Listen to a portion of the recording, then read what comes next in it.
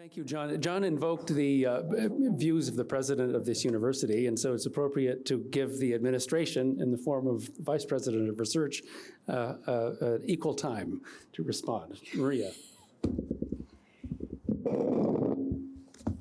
Yeah, what did I rate to go after John here? This is okay.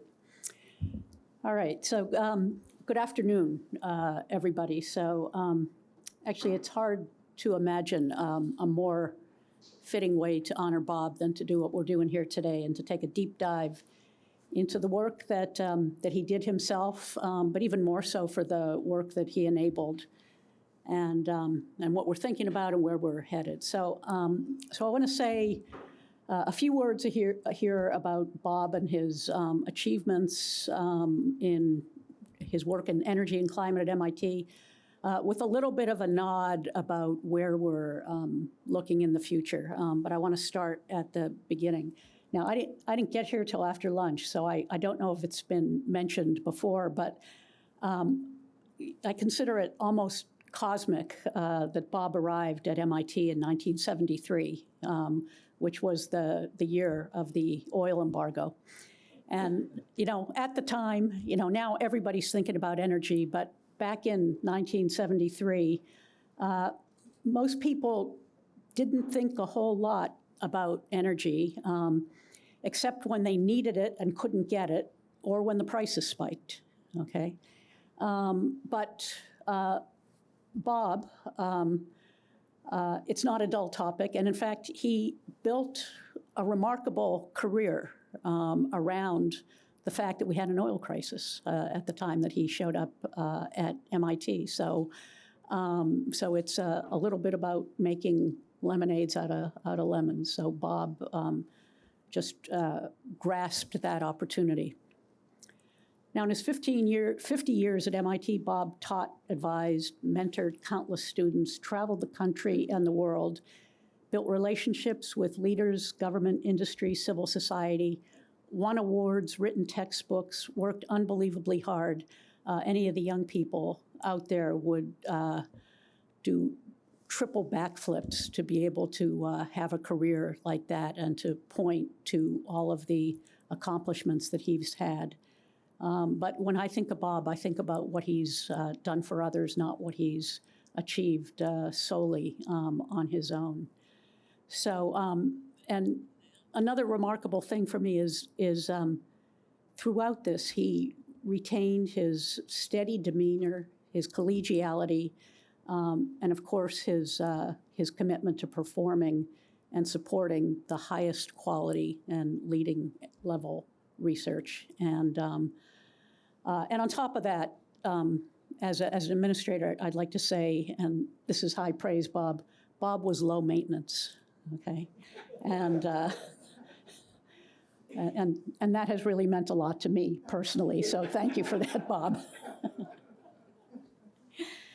Okay, so let me go back to the beginning of Mighty. So Bob has been at Mighty from the beginning, and even before that, he and Ernie co-chaired the Energy Research Council, and. Speaking personally here, while I had met Bob on a number of occasions, my first sort of real interaction with him was, and this has been mentioned before, during a visit that we took to Saudi Aramco just after Mighty was launched, and I actually don't think that they had any external funding yet at the time. It was before they had gotten a single grant. And so while all of us were full of hope, it wasn't at all clear what would come out of the vision that Susan had laid out at her inauguration. And Susan, Ernie, and Bob made you look brilliant, okay? and you are brilliant, but it's ideas are great, but execution counts for a lot, and we were blessed to have the leadership on campus that we need to elevate what Susan recognized. I know from from her initial walking tour of the campus and listening to what people had to say. Now, during that Aramco visit, I remember distinctly that Ernie had to leave and go to London for something or other, and so it was left to Bob to lead the MIT delegation.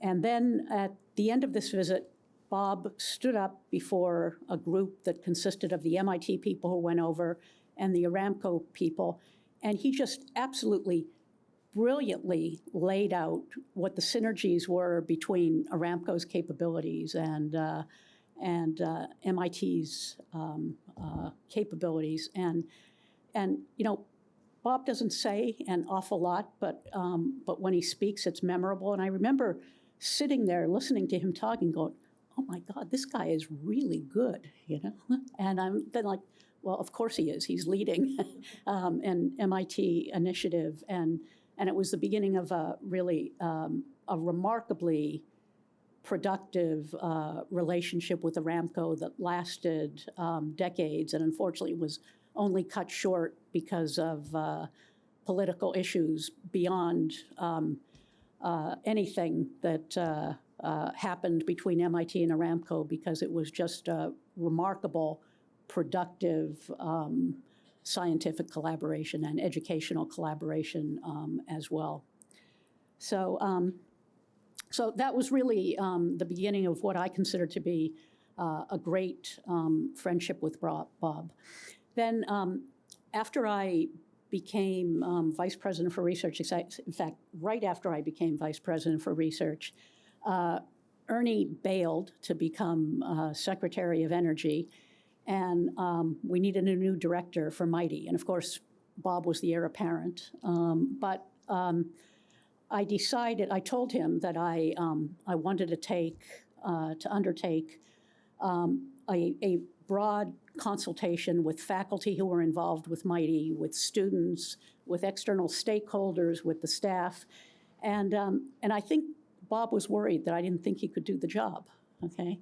But what came out of that was what I thought came out of that was just an overwhelming groundswell of enthusiasm that Bob was the guy to take us to the next level on energy studies on this campus. And Bob, I hope you realize that that this gave you the mandate that you needed to go in and take us to the next level, which of course you did. And so I just want to say that since the beginning of the time when Bob was deputy director through when he retired, he was actually was involved in funding over 1,000 research projects at MIT, and he established research connections among a third of the MIT faculty, okay? And that, you can't put a price on that, Bob. That is just a remarkable accomplishment on your part. And it built MITI into the powerhouse that it is today, a global leader among research centers. He has been a key player in developing strategic relationships. I like to cite pulling ENI in to meet with Commonwealth Fusion. Who would have thought at the beginning, Susan, would you have thought that we would have a fusion in the energy initiative? Who would have thought? But here we are. And then more solidly onto climate. Bob played a key role through his leadership in MITI in both of MIT's climate action plans, okay? So in our initial climate action plan in 2015, he repositioned MITI with the low carbon energy centers to address critical priorities. And then in our 2021 Fast Forward plan, he pivoted MITI to the future energy system centers. And Bob made the Future Energy System Center happen by breaking down silos to do cross-sector research, bringing the low-carbon energy people together with the transportation and buildings people and infrastructure people, And Bob conceived of this by listening to the MIT community, the faculty, the students, the Mighty members, everybody who realized the need for a systems approach. And Bob, you heard this loud and clear, and put the organizational structure in place to meet the need for where we were at that time. And of course, Bob did all this with his trademark kindness, decency, and good humor. So now let me talk a little bit about the future here. So over the years, like all of us, Bob became increasingly concerned about the intensifying climate crisis, and he focused on transforming the energy systems to reduce emission. And he recognized that this challenge, what this challenge is, and his input was critical in the Fast Forward plan. So we need the clean energy transition to go as far as we can, as fast as we can, and getting it right so that it can endure. And it means we need to figure out how to provide affordable, reliable, clean energy to people around the world who don't have it today. And this just, John said it so eloquently in the talk. Bob made research, innovation, and outreach on clean energy technologies the hallmark of his career, and MIT is committed to carrying this work forward. So this is how we set us up for the future.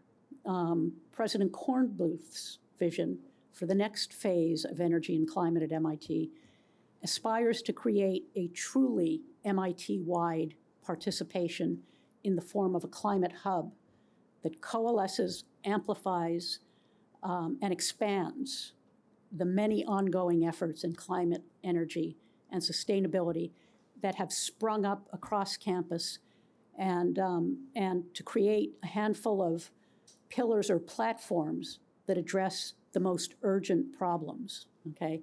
So if you think about that in essence of what we're trying to accomplish next, it's really a fusion of the idea for the low carbon energy centers, but with the execution required in the Future Energy Systems Center, because it's going to take a systems approach to deal with those platform or pillar areas.